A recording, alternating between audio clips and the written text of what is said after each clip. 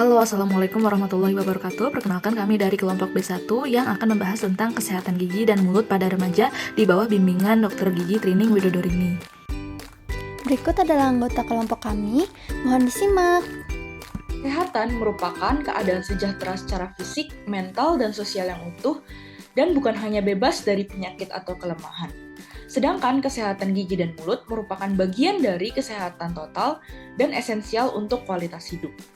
Kesehatan gigi dan mulut merupakan suatu perhatian penting untuk pembangunan kesehatan penduduk negara-negara berkembang, tidak terkecuali di Indonesia. Masa remaja sendiri mengacu pada periode percepatan pertumbuhan biologis dan adanya transisi peran sosial yang menjembatani kesenjangan dari masa kanak-kanak ke dewasa. Pada masa remaja sendiri, untuk fase gigi geligi dimulai dengan gigi geligi transisi atau campuran akhir dan akan diakhiri dengan gigi geligi permanen yang lengkap. Di Indonesia, menurut hasil riset kesehatan dasar pada tahun 2018 menyatakan bahwa 55,6% remaja usia 10-14 tahun dan 51,9% remaja usia 15-24 tahun menderita penyakit gigi dan mulut yang disertai dengan pemeliharaan kesehatan gigi dan mulut yang masih rendah. Mengapa menjaga kesehatan gigi dan mulut penting bagi remaja? Yang pertama, karena kebersihan gigi dan mulut yang baik dapat membantu mencegah berbagai penyakit mulut. Kemudian dapat mencegah bau mulut, mencegah kerusakan dan kehilangan gigi, serta meningkatkan kesejahteraan fisik dan emosional. Di samping itu, kesehatan mulut yang buruk akan berkontribusi pada keadaan tubuh bagian lain melalui berbagai penyakit seperti diabetes, penyakit arteri koroner, menurunnya daya tahan tubuh, bahkan kematian melalui infeksi saluran nafas atau otak apabila tidak ditangani dengan baik. Ada hubungan terkait antara kesehatan mulut dan kesehatan tubuh secara umum, yang dilaporkan bahwa ada keterkaitan antara diabetes dan perkembangan dan progresi dari penyakit periodontitis. Selain itu, ada hubungan sebab akibat antara konsumsi gula yang tinggi dengan diabetes dan karies gigi. Penyakit mulut juga dapat mempengaruhi efektivitas individu di sekolah yang menyebabkan masalah sosial dan pribadi secara signifikan yang dapat mempengaruhi kualitas hidup. Selama masa remaja, seseorang tumbuh baik secara fisik maupun psikologis. Begitu juga rongga mulut yang dapat dipengaruhi oleh keadaan perubahan fisik dan psikologis yang terkait dengan fase perkembangan. Beberapa faktor yang dapat mempengaruhi kesehatan gigi dan mulut pada masa remaja yaitu peningkatan hormon. Peningkatan hormon seksual selama masa pubertas memiliki efek yang nyata pada komposisi bakteri di gusi.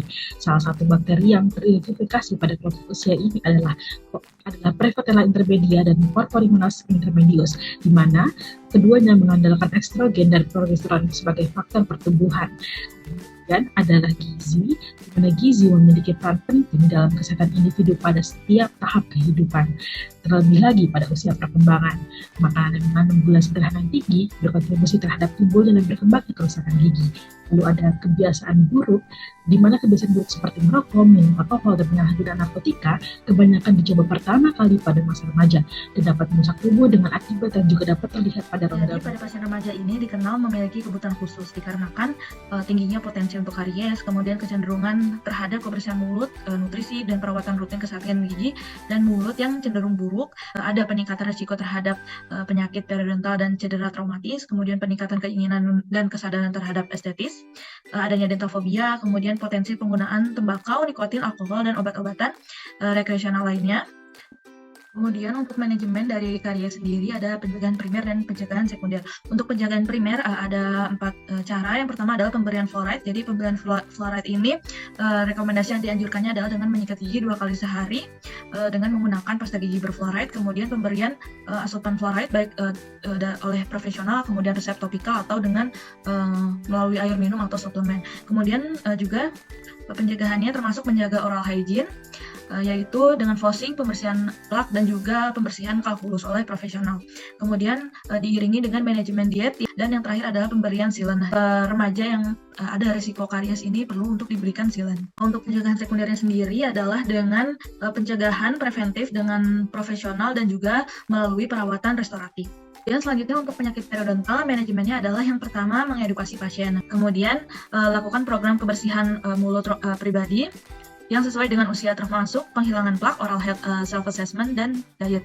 Kemudian pemeriksaan periodontal dengan intervensi profesional dan juga evaluasi untuk memfasilitasi perawatan ortodontik. Contohnya seperti frenektomi, fiberotomi, augmentasi gingiva, dan juga penempatan implan. Selanjutnya yaitu pertimbangan fokusal. Yang pertama yaitu maokusi. Malokusi merupakan suatu ketidaksesuaian dari hubungan gigi atau hubungan rahang yang menyimpang dari normal apabila menunjukkan disfungsi estetik, fungsional, fisiologis, atau emosional yang signifikan, maka dapat mempengaruhi kualitas hidup seseorang. Maka dapat direkomendasikan perawatan malokusi oleh dokter gigi yang dilakukan berdasarkan diagnosis profesional, pilihan perawatan yang tersedia, kesiapan pasien, serta faktor-faktor yang lain. Dan yang paling utama, kebersihan mulut yang optimal dan pemeriksaan gigi rutin penting untuk mencegah demineralisasi selama perawatan ortodontik. Selanjutnya itu masalah sendi tempur mandibular atau TMJ. Seperti pada gambar tersebut, masalah TMJ dapat terjadi pada semua usia, namun gejalanya muncul lebih banyak pada usia remaja. Maka, pemeriksaan gigi komprehensif termasuk evaluasi screening TMJ dan daerah sekitarnya, pemeriksaan klinis dan evaluasi gerakan rahang, serta pemeriksaan radiografis perlu diindikasikan. Yang ketiga yaitu erupsi ektopik. Gigi ektopik adalah gigi yang erupsi di luar lengkung rahang. Pola erupsi abnormal pada gigi permanen dapat menyebabkan resepsi akar, pengeroposan tulang, infeksi gingiva, kehilangan ruang, serta masalah estetika. Maka, pencegahan dan perawatannya dapat dilakukan pencabutan gigi sulung, intervensi bedah, dan atau perawatan endodontik, ortodontik, periodontal, atau restoratif. Selanjutnya yaitu gigi yang hilang secara kongenital atau secara bawaan. Apabila tidak ada benih gigi permanen saat lahir, maka akan memiliki dampak yang signifikan pada pertumbuhan gigi. Maka dapat diindikasikan yaitu evaluasi yang harus mencakup manajemen segera dan jangka panjang untuk menunjang kualitas hidup serta kesehatan gigi dan mulut pasien. Yang terakhir yaitu gigi geraham ketiga. Gigi geraham ketiga atau molar ketiga dapat menimbulkan epaksi atau malposisi yang dapat menyebabkan masalah seperti perikoronitis, karies, kista, atau masalah-masalah periodontal yang perlu dilakukan evaluasi untuk penyembuhan. Maka dapat direkomendasikan untuk melakukan evaluasi gigi geraham dengan diagnosis radiografi. Cedera traumatik dapat diakibatkan oleh jatuh, tabrakan, olahraga, kecelakaan, atau kekerasan. Rekomendasi yang dapat diberikan antara lain perkenalan program pencegahan trauma untuk mengurangi insiden dengan pembuatan pelindung wajah atau mulut. Selanjutnya, informasikan pada orang tua risiko cedera meskipun dengan perlindungan. Selanjutnya, kekhawatiran estetik. Keinginan untuk meningkatkan estetik gigi dapat menjadi perhatian remaja. Rekomendasi yang dapat diberikan antara lain rencana perawatan harus berurutan dengan mempertimbangkan tahap perkembangan gigi pasien, kebersihan mulut, dan status karies. Dokter gigi juga harus memantau proses memastikan metode perawatan tidak invasif dan yang paling efektif. Dan itu pertimbangan pula kemungkinan terjadinya efek samping. Kemudian tembakau, nikotin, alkohol, dan penggunaan narkoba. Semua penggunaan produk tersebut memiliki konsekuensi kesehatan gigi dan mulut, sistemik, hingga kematian. Rekomendasi yang dapat diberikan antara lain sediakan layanan pendidikan dan konseling yang sesuai untuk pasien remaja pengguna produk tembakau. Selain itu, pertanyaan terkait penggunaan tembakau juga harus ditambahkan ke catatan gigi remaja. Untuk masalah selanjutnya adalah oral piercing. Tindik intraoral dan perioral dapat menyebabkan efek samping lokal dan sistemik.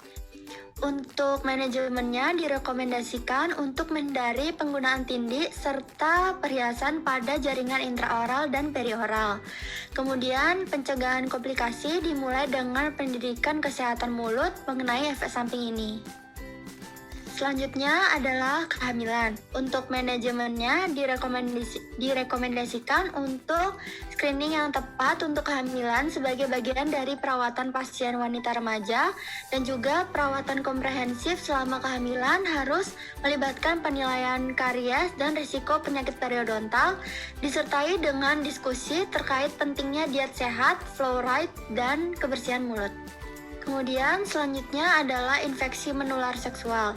Penting untuk dilakukan screening dan pemeriksaan tanda-tanda oral dari infeksi menular seksual serta manajemen yang tepat atau rujukan. Baik, untuk pertimbangan psikososial, di mana pertimbangan ketika merawat seorang remaja mungkin termasuk adanya kecemasan, fobia, dan disfungsi intelektual. Kemudian beberapa pertimbangan psikososial dan penyebabkan masalah di dalam mulut seperti perimyolisis atau erosi emal parah pada pasien dengan bulimia. Kemudian untuk tahap selanjutnya, untuk penata laksanaan dalam pertimbangan psikososial dapat dilakukan perawatan kesehatan gigi dan mulut remaja harus diberikan oleh pihak dokter gigi yang memiliki pelatihan yang tepat. Kemudian adanya topik riwayat medis tambahan mengenai pertanyaan tentang kehamilan, penggunaan alkohol dan obat-obatan harus dimasukkan di dalam catatan gigi remaja. Kemudian perhatikan harus diberikan pada aspek psikososial. Kemudian yang terakhir yaitu program perawatan kesehatan gigi dan mulut yang lengkap untuk remaja memerlukan komponen pendidikan yang membahas masalah dan kebutuhan khusus pasien remaja. Kemudian untuk masalah dan perawatan Selanjutnya yaitu tradisi keperawatan orang dewasa. Kemudian saat pasien remaja mendekati usia dewasa, penting untuk mendidik pasien dan orang tua tentang nilai tradisi ke dokter gigi yang berpengetahuan luas dalam perawatan kesehatan mulut orang dewasa. Namun, dalam beberapa kasus, dokter gigi anak yang merawat akan diminta untuk menyarankan pemindahan ke perawatan orang dewasa. Kemudian, untuk perawatan atau pelaksanaannya dapat dilakukan pada waktu yang disepakati oleh pasien, orang tua, dan dokter gigi anak. Pasien harus dialihkan ke dokter gigi yang berpengetahuan serta nyaman dalam mengelola kebutuhan perawatan mulut spesifik pasien. Berikut adalah referensi yang kami gunakan. Terima kasih banyak sudah menonton.